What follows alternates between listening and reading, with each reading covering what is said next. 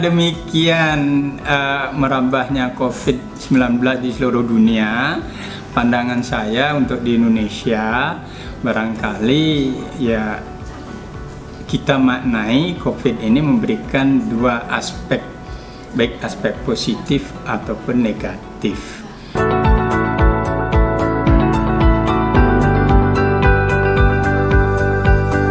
Dari aspek positif, sebetulnya COVID ini memberikan makna pada kita semua adalah memberikan kesadaran pada kita bagaimana kita selalu menunjukkan perhatian kepada setiap insan manusia, insan orang-orang, baik orang-orang sebagai karyawan ataupun orang-orang di dalam lingkungan kita sendiri.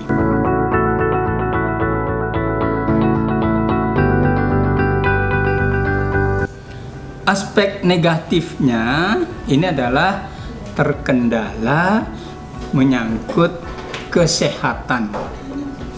Karena virus ini adalah menyebar dari manusia ke manusia, maka pemerintah menetapkan suatu social distance. Ya, social distancing ini kalau kita tidak sadar, tidak boleh berkerumun, tidak bisa mengatur jarak, dan barangkali tidak mau stay at home, dampak negatifnya jelas akan mengancam pada kesehatan mereka ini. Kalau sudah mengancam kesehatan, kematian sudah tidak bisa ditutup lagi.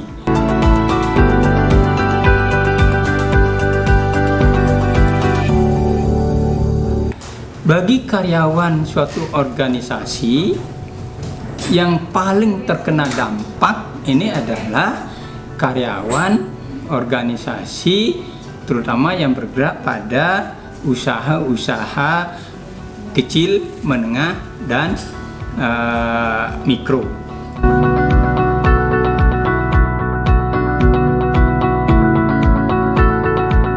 Saran saya hanya satu, karena suatu organisasi itu adalah berada di bawah naungan negara, apapun kebijakan negara, apapun kebijakan organisasinya, maka karyawan ini paling tidak harus mentaati. Tidak ada suatu organisasi pun ingin mencelakakan, ingin merampas hak-haknya karyawan. Setiap organisasi selalu ingin mendukung apa yang terbaik untuk karyawan.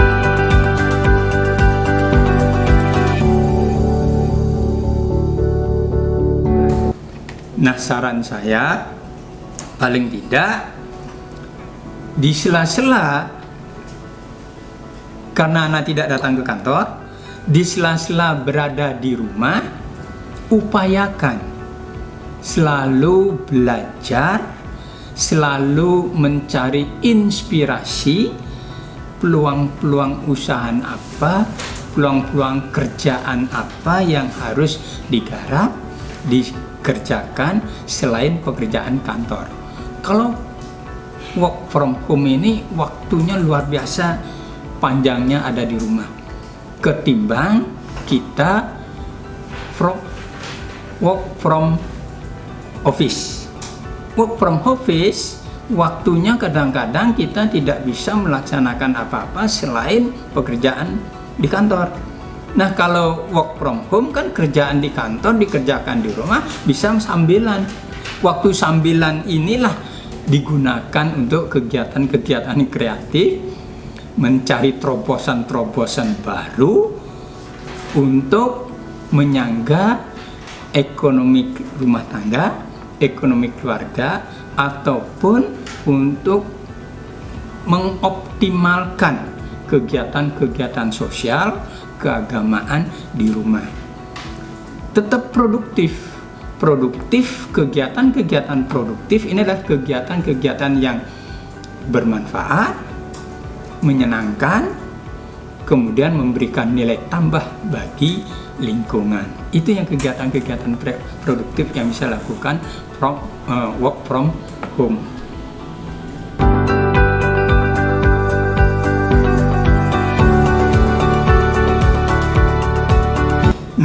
bagaimana sikap Anda kalau seandainya merasa diberatkan, ya bisa mengambil jalur-jalur yang disediakan.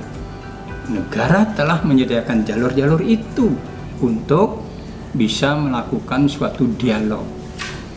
Kalau memang tetap dipandang memberatkan, silahkan melalui komunitas, melalui asosiasi, bisa dilakukan suatu brainstorming untuk bisa melunakkan atau bisa merecovery dari kebijakan-kebijakan.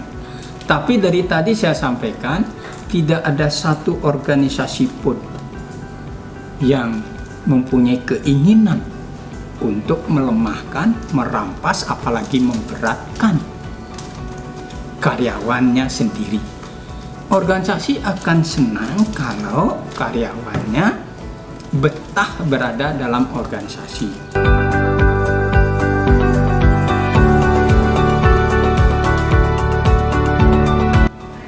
Kalau memang dirumahkan, coba tanya lebih lanjut. Dirumahkan selamanya atau dirumahkan selama COVID ini. Tapi kalau dirumahkan selamanya, Anda bisa nuntut hak-haknya Anda sebagai karyawan karena ada peraturan-peraturan bagi karyawan yang dirumahkan oleh manajer, oleh organisasinya, maka organisasi layak menjamin sekian persen dari take home pay yang telah diterima oleh karyawan itu. Nah, begitu mendapatkan suatu pesangon dari efek dari perumahan itu, efek dari dirumahkannya karyawan itu, nah karyawan mestinya memanfaatkan dana yang telah didapatkan dari itu untuk menyangga kehidupannya. Bukan hanya mendapat pesangon langsung dibelikan mobil, langsung diberikan harta dan sebagainya, bukan. Tapi digunakan untuk membangun usaha yang kreatif, inovatif, yang bisa menyangga dalam kehidupan jangka panjang.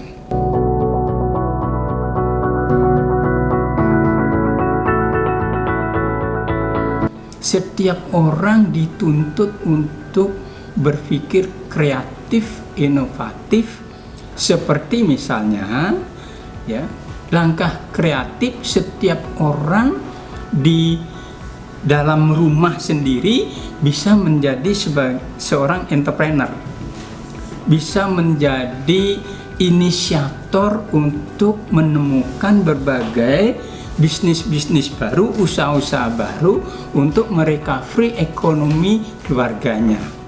Kreatif, inovatif, usaha baru, muncullah usahanya menjadi ya pemroduksi masker, pemroduksi face shield, kemudian APD dan sebagainya. Jangan berhenti belajar, berinovasi dan berkreativitas dalam upaya untuk menyangga kehidupan selama COVID ini.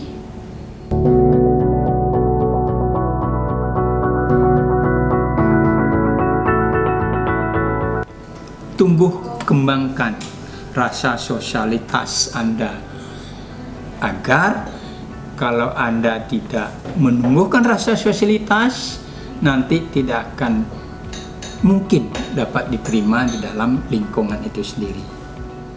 Kalau saya sebagai spiritualitas, mungkin COVID ini pandangan saya adalah akan menyeleksi populasi dunia secara radikal. Siapa yang sanggup mengendalikan emosinya, siapa yang sanggup akan menumbuhkan kesadarannya, maka dia akan menang dan bisa hidup berdampingan dengan COVID. Semestinya kita memiliki sikap berdamailah dengan COVID. Jangan terlalu berani melawan COVID. siapa yang bisa berdampingan dengan COVID, itulah akan menang di dalam dunia ini. Demikian barangkali.